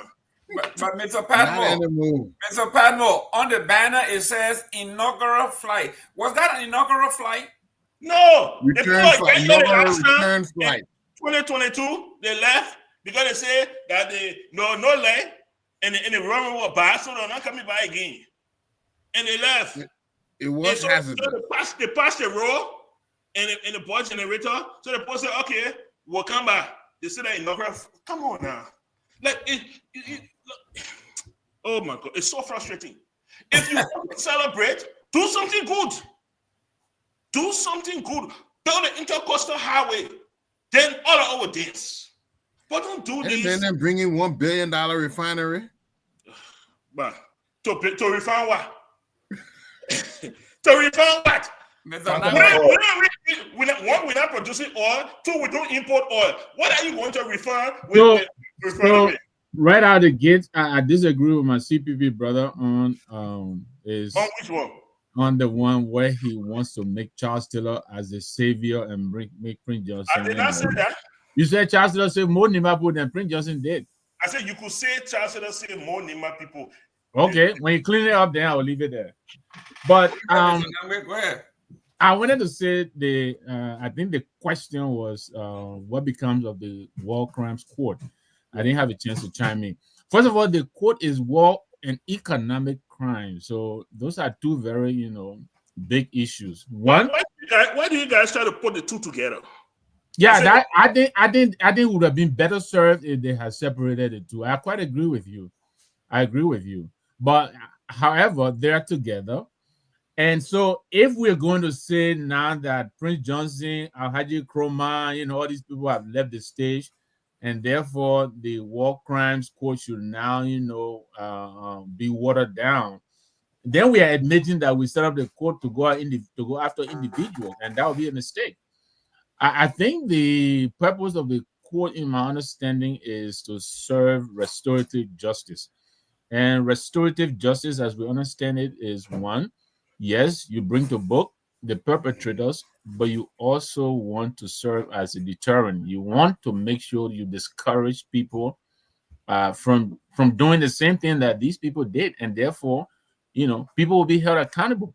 If that is the case, then even while Prince Johnson is dead, may his soul rest in peace. Like Jerome posthumously, I think he can still, he can be, his action in the war should be judged. And I think this is a very, very delicate matter. We have to be careful here. One man's terrorist is another man's liberator. It is just a fact of life. It is a fact of life. Prince Johnson, like I said earlier, he committed excesses. So did Charles Taylor. Some people regard Charles Taylor as a liberator and Prince Johnson, as a terrorist, and vice versa. But to many people, these people mean different things. We just have that is a fact of the Liberian, political history.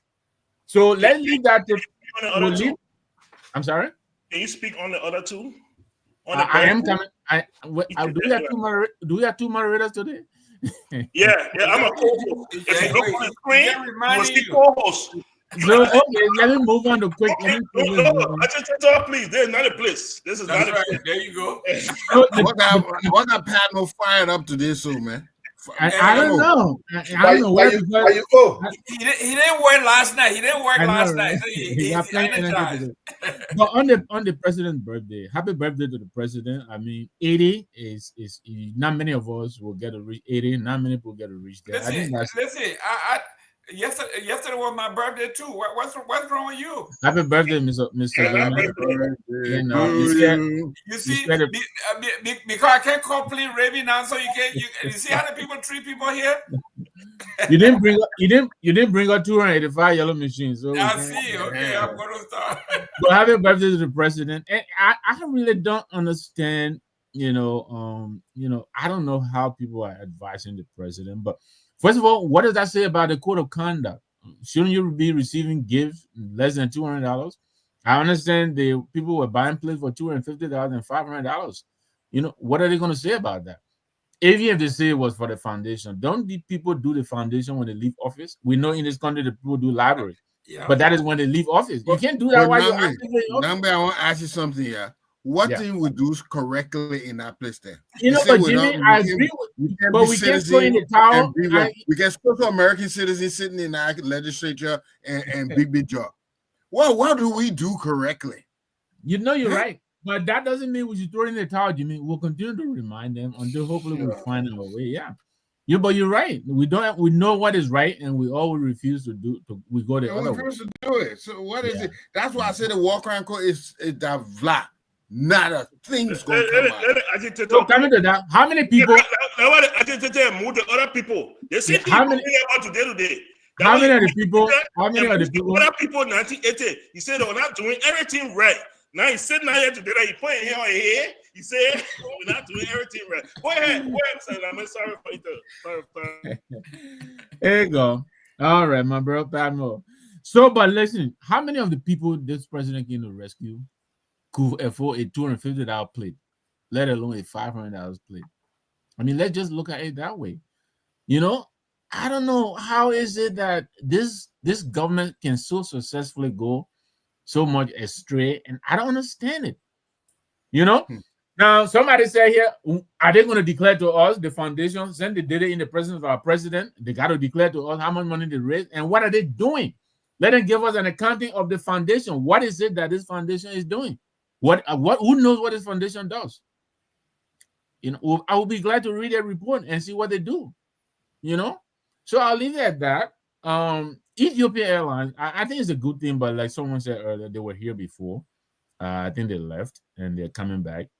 I checked their route because you know, my family and I were planning a trip toward the end of the month. We're not sure again, you know. But I didn't see anything that is so appealing. Prices are still high. The route is ridiculous. You know, you don't have to go. You don't have to go to Addis. You can go to Togo. I'm taking them in a couple of weeks. So maybe the reservations I saw were all taken, but I saw you got to go to Addis. You got to spend over 16 hours from New York to get to Addis. It's crazy. You go all the way East Africa, then come back to West Africa. And that's how Kenya Airways have been going. That's why we stopped going by, because Kenya Airways will go all the way over West Africa and come to East Africa and put you down. You spend one night, you pay your own hotel bill.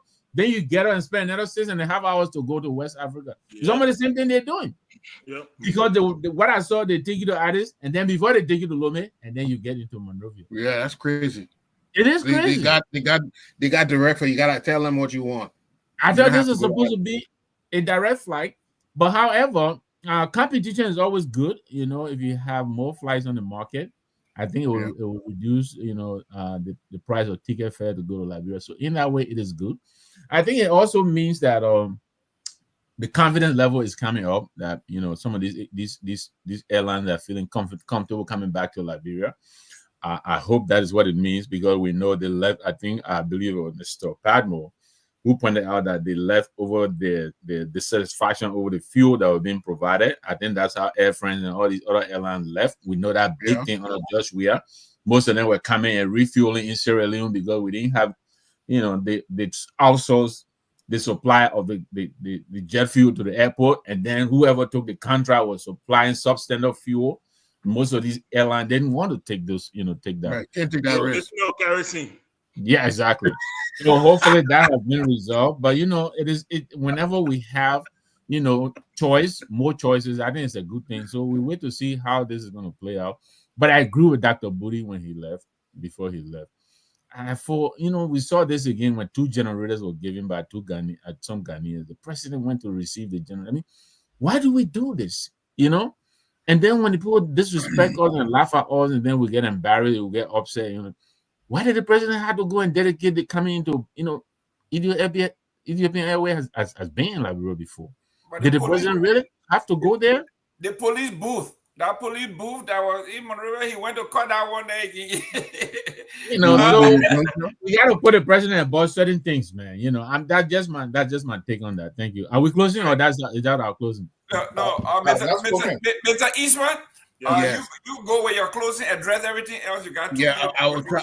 If I miss anything, let me know. I will just start with the Ethiopian airline. If you guys remember, there was an airline called TWA. That was an American airline. They had Pan American, had TWA. TWA founded Ethiopian Airlines. Ethiopian Airlines one of the few. Was it Trans World Airline or what? Yes, that's what it's called. Trans World Airline. Ethiopian Airline one of the few airlines that can stay in the green. Most airlines operate in the red. It's a very challenging industry to be in. And you know they talk about why we don't have Air Liberia. Even when we were operating Air Liberia, we're in the red. It's very, very difficult, but we're not going to go in the details here. So, and they are well known to have excellent pilots. The Ethiopian pilots are one of the best in the world. So, and they have good track record. So it's a good thing. We got an airline going. I agree with you, gentlemen. I don't see why the president had to just go there. Why? I mean, maybe the vice president or maybe the minister of state. Why? I don't get it. There is something that we're not understanding, but these little escapades and show of the president, maybe they don't want to give him something to do, you know. What the other topic we're talking about? The foundation and the government. Foundation. The foundation of yes, definitely. He's walking a thin line. People will use that foundation to take advantage of other people, just like you guys just said. Because once they say the president, especially the kind of autocratic or government we have, once they see the president involved, people will want to give. Okay, so he's walking a thin line. But if that's Liberia now, you know, we don't follow the rules, and if I think for the president, if there's anything he can do to make a big difference for Liberia, is to reinstitute the justice system in that place, so that people start following rules. I think that is the pillar he can stand on to that will go a long way, because without that we cannot, Gino Hall, as they used to say a long time, we cannot progress. We have to have the institution of justice and fairness in our country before it will be able to progress. And what else we talk about? Birthday. That was it. That was it. About Prince Johnson. Well, yeah. Let me tell you, Prince Johnson, he is a conflicted character. You will see as a hero and as a menace. The American people wanted him for those nuns. Those nuns that got killed. No one really, except those who were embedded with him at that time. He hadn't reached Conway yet, but he was always on the want list. Now with his death, he has left a huge political void, because that is how he was very influential in Nimba, who that is a vote-rich county. But now who will take the leadership? Will it be split down the middle? Because he being geared, if there's some Malo that didn't really agree with a lot of stuff Prince Johnson do, you know, because, you know, they had some falling out somewhere there along the line. Mano and Gil, as much as they're from the same county, I think Gil's are closer to the Crown people than they are Mano people. Mr. Ed, you might disagree, but I think what we will see in the next few months or years is that there's going to be a realignment of the political affinity in the country. You know, I don't know if Jeremiah Kuhn has that ability to muster the same support that Prince Johnson had. I think we're going to see a major change in 2029. All bets are off. Thank you. I'll leave it right there. Thank you. You know, I like the word he used. There will be a great change. Yes, Prince Johnson song right there. Mr. Taiwo, you're closing the address issues. Yeah. So we are talking about the President's Foundation. I mean, why we seem so surprised? Ellen Johnson Sirleaf set up something. She set a lot of the thing up. I remember when they had the Salif Foundation headed by Robert, and they went around collecting bribes, shaking down companies and people that wanted to sign those concessions. You donate to the President Foundation. So I don't know where is it. There is no outcry, and this is the justice that we keep talking about. When the thing is broken, it keep going. Ellen was never held responsible. Robert built some nasty stuff over there by that place he called a football stadium. Through the foundation, Ellen was on TV. The president herself, beside her foundation, she ran her women fund. That's also Women Empowerment Fund. That's another foundation. On TV, VRE Renewable. The man was handing her the envelope, and she pushed it back. And the man handed it, and she pushed it back. And then it was getting embarrassing. And then she told him, give it to my...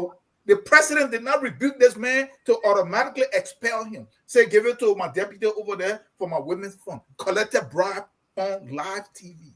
This is what we are talking about here. She set that foundation for everything. So what happened? We then saw that she collected so much money from this stuff. The moment he came there, his wife came, bam, she had a foundation also. Through her, whether it was labor money, whatever they did, what is the influence of the presidency? They built all kinds of stuff over there. They claim it. They saw it. The guys are not persecuting each other. All this stuff about war crime, you know why they combine the war crime code and the economic crime code? Is because they intend on morphing together so that they don't do anything. Where are they going to start? The stealing that they did before, the one that they're doing now. So this is what we see here. So Boaca then come in, they saw it, they set their own up. They're going around taking down companies. That's all that they're doing. And individuals giving them promises. Some will get something, some won't get anything. This is what we are seeing. And nothing will come out of it because the same people have to hold themselves accountable. That is how our system is set up. So that's that. But when it comes to the Ethiopian airline thing, why are they even having ribbon for our airline coming back? Even we are even saying that the airport authority person or the one supposed to go there, why are they even allowed to tie ribbon? I said it was some kind of new construction that they are opening. Isn't that, my brother? Isn't that what they opened the scene for? If some kind of new an airline that was there coming back to resume service. So even the president, nobody should have gone to that store. Should just be some common store where maybe the transport authority person or the aviation authority guy, they over there, they have some 5 million stuff and it's over. But if you're not accomplishing anything, if you're not doing anything, you try to grab points from anywhere. I was in Liberia. Ellen went to that airport at least 4 times to dedicate it. It was not finished. She was always there trying to dedicate it and trying to remind the Liberian people that it started under me. Look at that airport compared to what other people are doing in the 21st century. That stuff is chicken coop. But this is what we have. These guys don't care about us. They just do everything and they try to clean. Yes, that is what it is. Thank you. Mr. Nangwe? Thank you, Jerome, and thank you, guys. Great show. You know, now while you close, can I ask you who do you think is going to become the leader of the Nima people, and who will be your pick to fill in the Senate void? Yeah, which one? No, which one of your in-laws you will pick?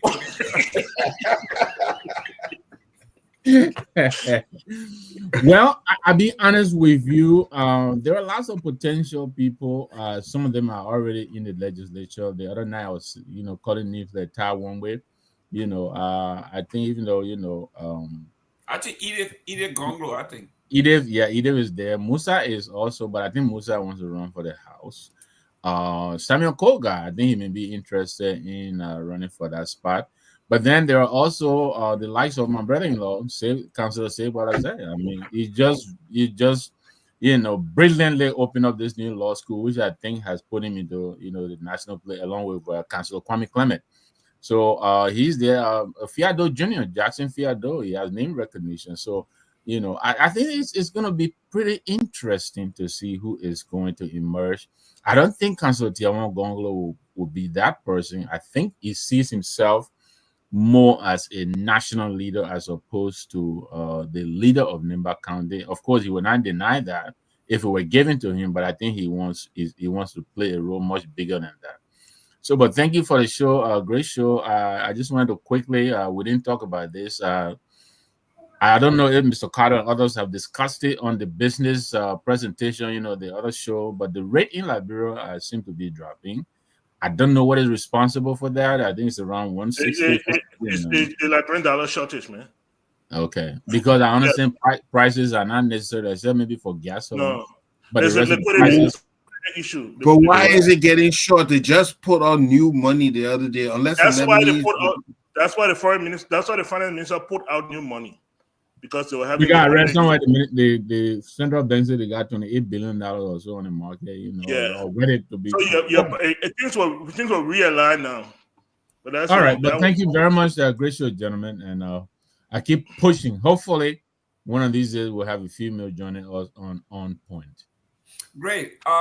Before Mr. Michael Patmore take her out, we are doing all we can to bring two personalities next Sunday, Mr. Kwiwonkwa and Mr. Duna, the gentleman who wrote this beautiful piece for on behalf of Prince Johnson. Didn't Dennis speak with this guy during the week? I believe. I think it was Donna. I think Dennis had a show with him on. I think it was Tuesday or so. Oh, but we want him because listen, if On Point have not grilled you, then you haven't been grilled. You ain't nobody. I mean, you go to a Tough Talking Thursday, you go over there, they all singing the sing quiet. But we talk about brilliant people here. I put this cat against anybody on any talk show. Thank you very much. Mr. Patmore, take us out. We are